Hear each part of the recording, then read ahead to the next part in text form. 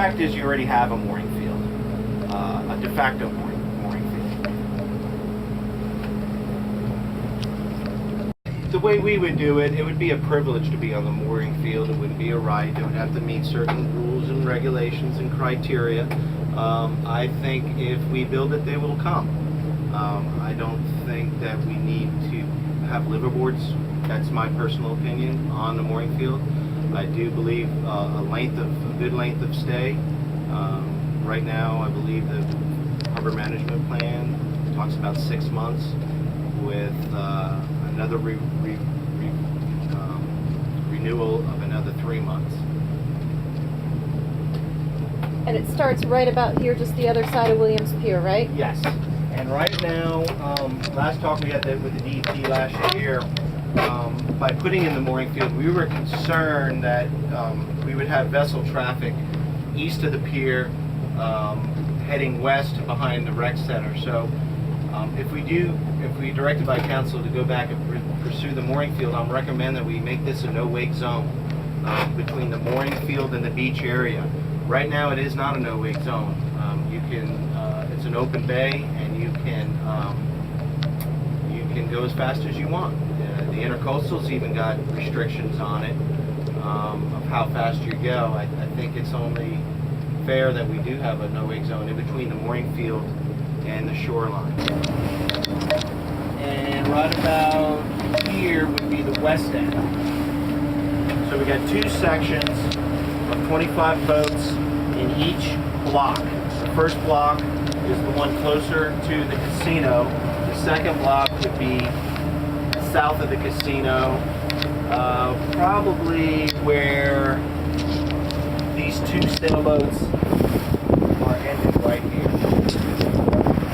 After doing a bathymetric study, a water quality study, we found that there was no seagrass in this area and that the depth was sufficient enough to handle sailing vessels up to 60 foot. So the mooring field will be for vessels up to 60 foot with 25 moorings in each section, A and B. Right now we're about the southeast edge of the mooring field right now. You can see on the beach we have half a dozen boats that came loose due to the lack of attention. Let me ask you, these 2 boats here, the distance between them is what? You think about 200 feet? Yes. How does that compare to how the boats would be stacked on mooring? Would they be closer? They would be a little closer, but now that we went to 50 mooring fields, it's going to be depending on the size of the vessel. We have different moorings for different sizes of the vessel. So if there's a chance where I could put a 60 footers next to a 40 footer, that's what I would do. We initially started the mooring field with 100 moorings in 2 sections, and petitioned the county to still have the remainder 2 sections, but only have 50 moorings. The county did approve that, and we are still lacking the DEP permit, the Army Corps of Engineer permit, and the U.S. Coast Guard permit. We did pull our permit from the DEP, but not altogether. In fact, if council wanted to go back and pursue the mooring field, then we wouldn't lose our permit money for the DEP.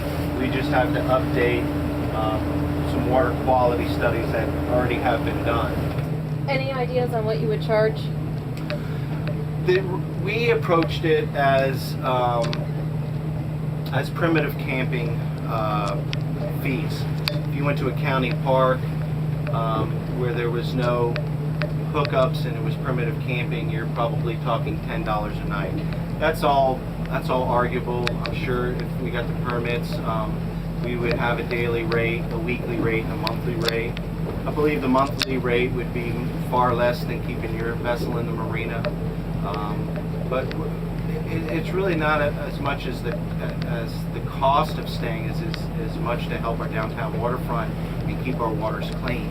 Right now, these vessels, as far as I know, do not pump out of the marina. We do keep a log in the marina of every vessel that pumps out, and I have not once seen any of these vessels and or liveaboards come in the marina pump out. So where are they pumping? We don't know.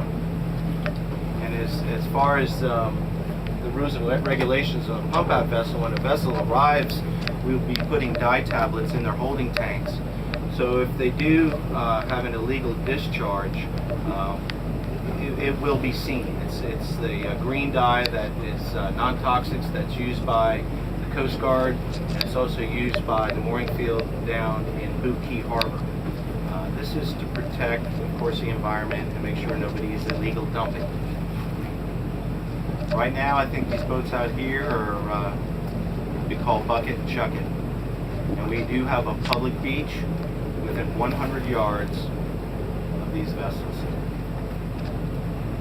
Now, that's not to say that the cruising vessels that come in here, they do come in the marina, they do buy fuel, and they do pump out. And there's a big difference, as you can see, between a cruising vessel and a stored or liveaboard vessel. This one here is a stored vessel. You can see it's got a broken open port, plenty of line on the bow just in case storm conditions arrive. Kind of in a somewhat disarray.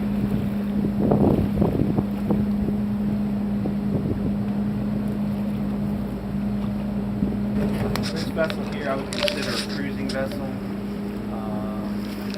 This is the shape. It's got the diesel jugs. So I think a vessel like this would stop for 2 to 3 days, maybe a week or two. Take up for some provisions, spend money downtown in our downtown area, and then move on to the next city or town who is boater friendly. The cruisers, they're a pretty knit group. I call it the coconut telegraph. They talk to each other. So if there's a town or a city who's not boater friendly, they're not going to come. We kind of got that bad rap of not being boater friendly only because we were trying to regulate some of the derelict vessels and some of the vessels that were used as affordable housing. We got labeled through Southwinds magazine as being not boater friendly to everybody, which in fact was not the case. So if a person, a liveaboard out here with no mast and no sail, fired off an email to the Southwinds stating that the city of Gulfport is harassing them because they didn't have any navigation lights, well, they took that as a cruiser, a real cruiser, what I consider a real cruiser, and took that to heart. So I think we just got a bad rap, and the city wanted to turn that around, and I don't blame them. The marina has always been boater friendly, and I think the whole town has been boater friendly.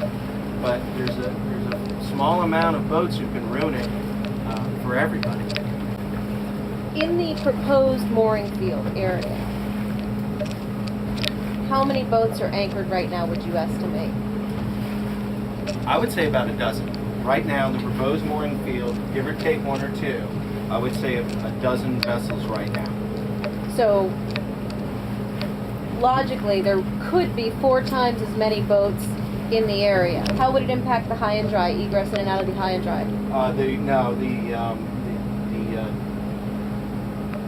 The DEP looked at that, and it will not impact them since the channel is far enough away from the mooring field that it would not impact the mooring field, and we would not impact the high and dry.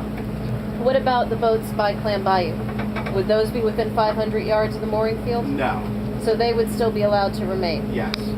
Only if they have their navigation lights on and they were not deemed derelict by the FWC or the city of Gulfport.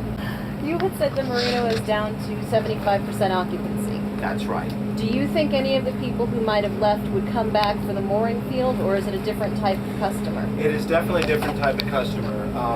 The customer in the marina is more apt to come down to the marina and work on their boats and use it just as much as they would their own vehicle.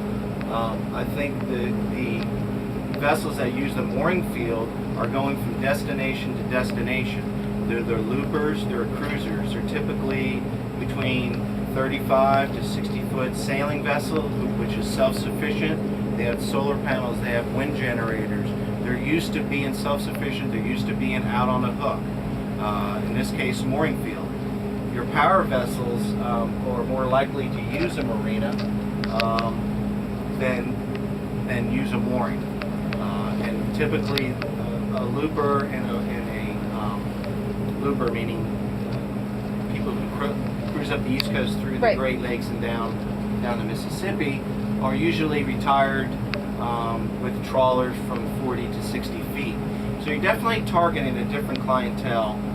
We have the Southern Sailors Association come in with 15, 16 boats, all sailboats, and they came in a couple weeks ago, and not one of them stayed at the marina. They were all on the hook.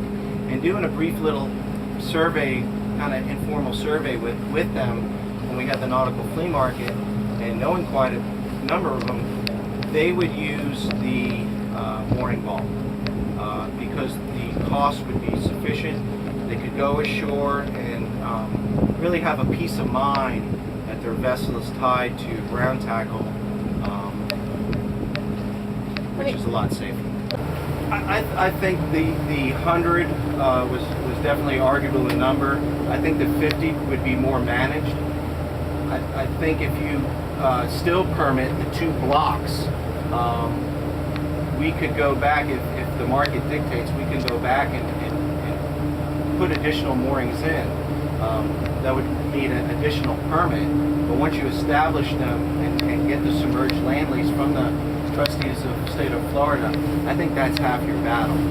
We could actually inspect vessels upon arriving, board vessels with permission, and actually dictate the length of stay and the type of vessel that actually could be moored in a mooring field. The permit says no commercial vessels, and we could limit the size of the vessels depending on the draft. What we want is responsible boaters. We want the cruisers coming in. We want them to visit our downtown area. We want them to buy fuel in the marina. But unfortunately, some of these vessels have become affordable housing and storage for vessels that the owners are not able or cannot afford to keep them in a safe marina where we do have hurricane plans and we do have rules and regulations.